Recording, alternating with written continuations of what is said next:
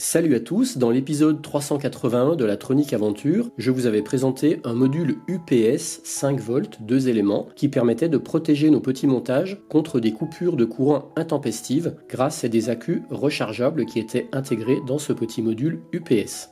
Et en fin de cet épisode, je vous avais montré comment je l'avais intégré dans une toute petite station solaire.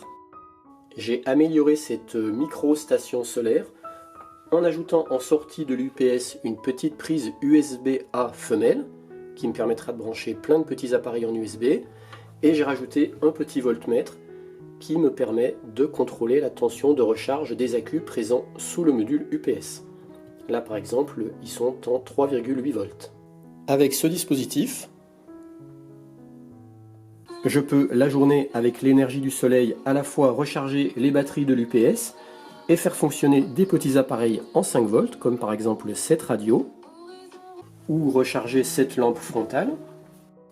On voit ici que la recharge est en train de se faire. Mais je peux aussi, le soir ou la nuit, récupérer cette énergie solaire accumulée dans l'UPS pour alimenter ces mêmes petits appareils. Là par exemple, j'ai pris une vieille radio qui doit avoir plus de 30 ans. Elle peut s'alimenter soit sur le secteur ici, soit avec des piles. Je suis venu brancher un cordon avec une prise USB-A à l'endroit des piles. Cette radio comportait 5 piles, donc elle pouvait être alimentée à peu près en 6 volts. Et bien je suis venu brancher ma prise USB-A au niveau des piles, comme ça. Et ça me permet comme ça de l'alimenter directement avec une petite prise USB-A. Et là les fils, je les ai même pas soudés, je les ai fait rentrer de force coincés dans les petits serpentins, dans les petits ressorts là. Puis après, j'ai fait une petite encoche ici pour pouvoir venir sortir mon fil proprement du compartiment à pile. Et voilà. Et comme ça, maintenant, même plus besoin de piles pour écouter la radio. Enfin, c'est la 6e et dernière histoire basée sur le patrimoine du village. Sylvain nous en dit un peu plus. Et de jour, si je ne branche rien sur cette prise USB en sortie de l'UPS, eh bien, l'électricité fournie par le panneau photovoltaïque va servir à recharger les deux accus qui sont sous le module UPS. Et cette radio, je peux aussi bien l'écouter de jour que de nuit. On lui a donné un petit côté aussi magique au travers de dés qui font apparaître des personnages du passé. Alors maintenant, il fait nuit et comme vous le voyez, ça recharge mon téléphone. Tout à l'heure, je l'ai mis il y a 5 minutes, il était à 61%. Voilà, maintenant ça fait 10 minutes que la recharge est partie. De 61%, je suis monté à 64%. Mais regardez, au niveau de tension, ça baisse très vite. Je suis déjà plus qu'à 3,91 volts. Donc ouais, faut pas rêver, ces micro-stations solaires ne pourront pas faire une recharge de téléphone complète de nuit. Par contre, de jour, je pense que ça peut le faire s'il y a suffisamment de soleil. Là, je peux faire marcher cette lampe détecteur de présence. Dès que je bouge, hop, ça m'éclaire la pièce. Et là, une lampe comme ça, ça consomme très peu. Donc vous voyez, ça éclaire quand même pas mal toute la pièce. On va attendre qu'elle s'éteigne. Et voilà, elle est éteinte. Et là, je vais bouger un peu. Hop, ça m'a détecté et ça rallume.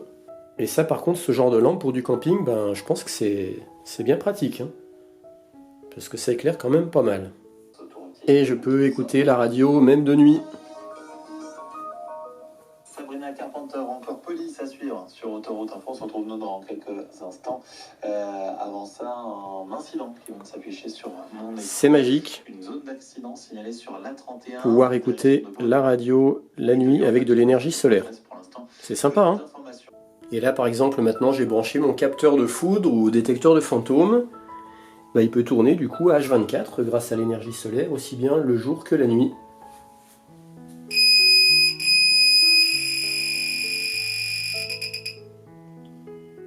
Là maintenant, je vais recharger cette lampe frontale. Donc je vais débrancher le capteur de foudre. Et à la place, je vais recharger cette frontale. Hop. Et on voit que ça marche, la recharge marche, parce qu'on voit qu'ici, ça clignote. Et toujours de nuit, je peux aussi faire marcher mon scanner Yaesu. Sur Autoroute Info, dire voilà, c'est à suivre. Avant ça, Charlotte Cardin, on vous accompagne. Bonne soirée.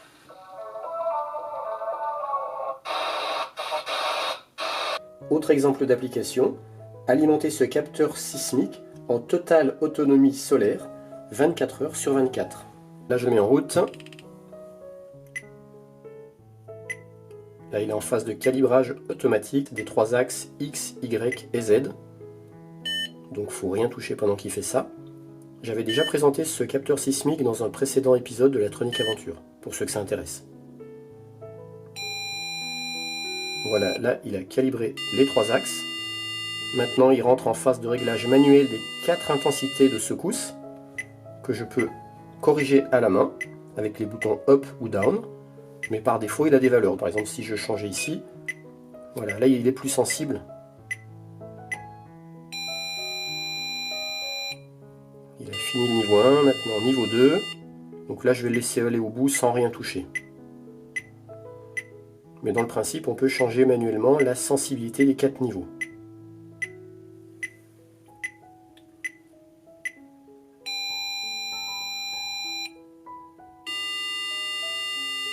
Niveau 3, 8 unités. Allez, je vais m'amuser à la changer là. Je vais passer à 9. Voilà. Donc là, il sera moins sensible pour passer en niveau 3 de déclenchement.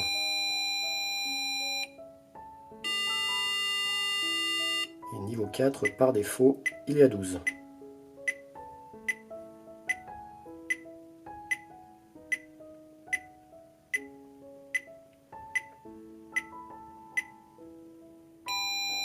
Voilà, fin de réglage.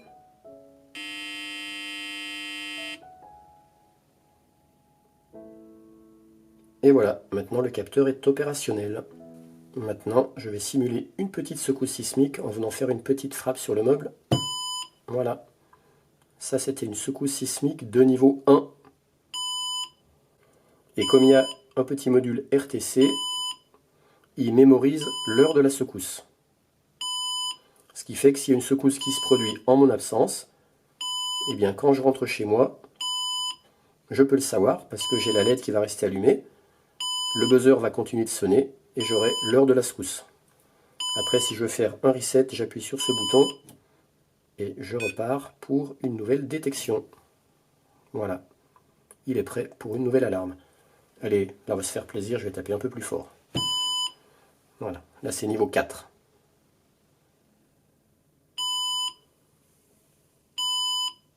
Et là, de jour, comme j'utilise un buck qui a 2 prises USB, et bien tout en faisant marcher quelque chose en sortie de l'UPS, je peux aussi brancher un deuxième petit appareil derrière le buck, comme ma radio. Donc là, en ce moment, de jour, je fais à la fois fonctionner mon capteur sismique et ma radio.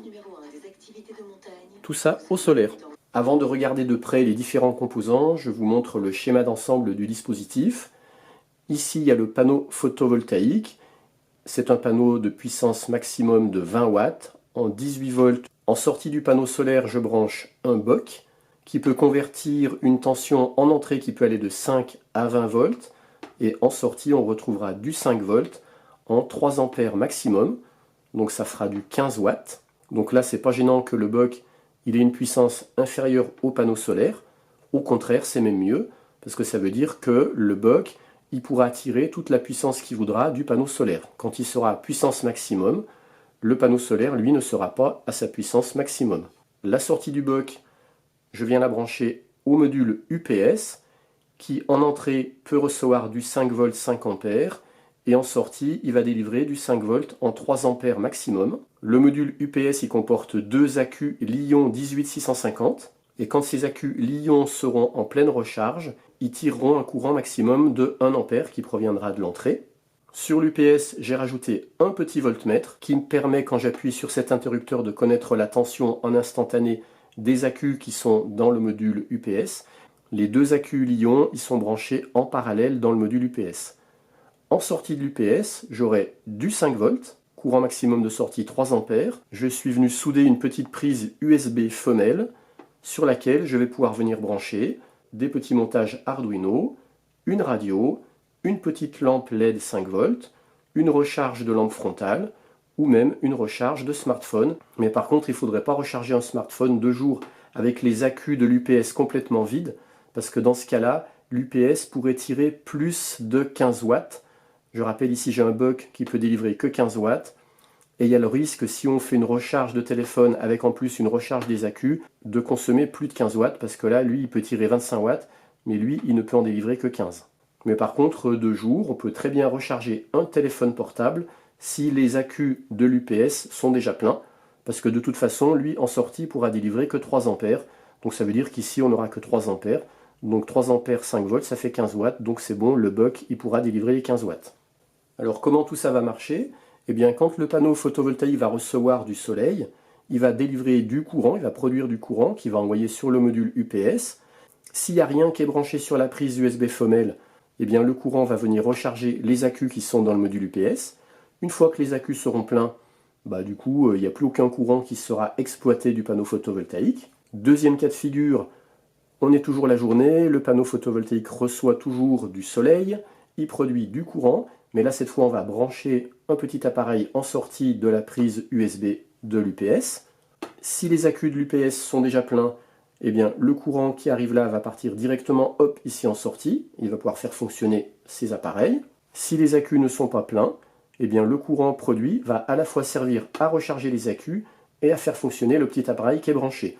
Alors c'est pour ça que je disais tout à l'heure, si c'est un smartphone, attention, pas de jour avec des accus vides, parce que dans ce cas-là, on consommerait plus de puissance que le buck ne peut en fournir. Dernier cas de figure, si le panneau photovoltaïque ne reçoit plus du tout de lumière, donc soit temps très très couvert, soit de nuit, si rien n'est branché sur la prise USB, aucun courant n'arrive, aucun courant ne sort, eh bien les accus du module UPS resteront à leur tension stable. Par contre, si de nuit on vient brancher quelque chose, eh bien à ce moment-là, l'alimentation proviendra exclusivement des accus qui sont dans le module UPS, parce que je rappelle, on est de nuit, donc il n'y a plus aucun courant qui arrive ici. Eh bien, ce seront les accus qui fourniront l'énergie pour alimenter le petit appareil. Et après, le lendemain, quand le soleil revient, eh bien, le panneau photovoltaïque pourra recharger les accus qui s'étaient déchargés pendant la nuit en alimentant un appareil. Maintenant, on va aller voir de près les différents composants. Ils ne sont pas très nombreux. Il y a le panneau photovoltaïque, le buck abaisseur de tension, le module UPS, le voltmètre que j'ai rajouté et la petite prise USB femelle. Pour ceux qui voudraient se refaire ce montage, je vous mets un lien vers chacun des composants dans le descriptif de cette vidéo. Ça, c'est le panneau solaire. Il a une puissance maximum de 20 watts. Il a une tension à vide de 21 volts et une tension à sa puissance maximum de 18 volts. Ça veut dire que quand il délivrera sa puissance maximum, la tension ne pourra pas excéder 18 volts. Sous le boîtier de sortie du panneau solaire, moi j'ai rajouté un petit voltmètre qui me permet d'avoir en continu la tension du panneau solaire. Là, j'ai que 5 volts parce qu'en fait, mon panneau solaire, en ce moment, il est en train de recharger les accus de l'UPS. Si par exemple, je coupe la recharge des accus, hop, vous avez vu la tension instantanément, elle remonte presque à 15 volts. Avant de zoomer sur les composants, je vous redonne une vue d'ensemble. Ici, j'ai mis un petit interrupteur qui me permet de couper l'alimentation provenant du panneau solaire. Ici, j'ai le buck abaisseur de tension. Ici, j'ai le module UPS. Ici, j'ai mon petit voltmètre. Et ici, ma prise USB femelle. Et là, en ce moment, j'ai mon capteur sismique qui tourne exclusivement à l'énergie solaire. Je vous montre maintenant le buck abaisseur de tension. Le mien, on voit qu'en entrée, il peut accepter de 5 à 20 volts. Et en sortie, on aura du 5 volts 3 ampères, donc 15 watts. Il a 2 prises USB femelles en sortie en parallèle. Alors moi j'ai besoin d'un buck abaisseur de tension parce que j'utilise un panneau solaire qui n'en a pas. Mais il faut savoir qu'il existe des panneaux solaires qui ont directement sur leur sortie un buck intégré, ce qui fait qu'ils délivrent directement du 5 volts en sortie. Mais moi je préfère qu'ils délivrent du 18 volts. Là en l'occurrence je m'en sers pour alimenter des dispositifs en 5 volts. Mais si demain je veux alimenter quelque chose en 12 volts, eh ben, mon panneau solaire tel qu'il est, il pourra le faire. Pour ceux qui voudraient se refaire ce montage, s'ils utilisent un panneau solaire qui n'a pas de buck intégré, eh bien, dans le descriptif de cette vidéo, je vous mets un lien vers le même genre de petit abaisseur de tension. Ici, on a le module UPS. UPS, ça veut dire Uninterruptible Power Supply. Alors, comme j'ai déjà fait une vidéo spéciale dédiée à ce module, je ne vais pas tout expliquer ici. Il faut savoir que dessous, il y a 2 accus Li-ion qui sont branchés en parallèle. Pour ceux qui voudraient se procurer un module UPS, je l'ai mis aussi en lien dans le descriptif de cette vidéo. En sortie du module UPS, je suis venu souder une prise USB femelle. Pareil, je l'ai mis en lien dans le descriptif de cette vidéo. Et là, ici, je me suis mis un petit voltmètre qu'il faut venir brancher à 2 endroits bien précis du module UPS. En fait, c'est les contacteurs des accus, ça correspond, il y a les accus de l'autre côté. J'ai mis un petit interrupteur pour pas que ça s'allume en permanence, parce que ça consommerait du courant. Donc c'est pour ça que j'ai mis un interrupteur, pour pouvoir lire la tension seulement quand je le souhaite. Là par exemple j'ai 3,84 volts. En fait la tension aujourd'hui elle n'est pas beaucoup remontée parce que j'ai pas mal tiré. En plus là j'ai mon capteur sismique qui est en permanence branché. Et aujourd'hui en fait il n'y a pas eu de soleil. Donc je pense que s'il y avait eu du soleil, je serais déjà remonté au maximum de 4,15 volts. Donc après ce voltmètre c'est pas une obligation, c'est moi qui l'ai mis pour me faire plaisir. Parce que normalement l'UPS il gère tout seul les tensions maximum de charge, les tensions minimum de décharge, de façon à protéger les accus Li-ion qui sont dessous. Et voilà, grâce à cette micro-station solaire, je pourrais maintenant soit faire fonctionner un montage H24, soit m'installer une petite veilleuse qui s'allumera même la nuit, soit écouter la radio de jour comme de nuit, ou recharger en charge totale lente mon téléphone portable.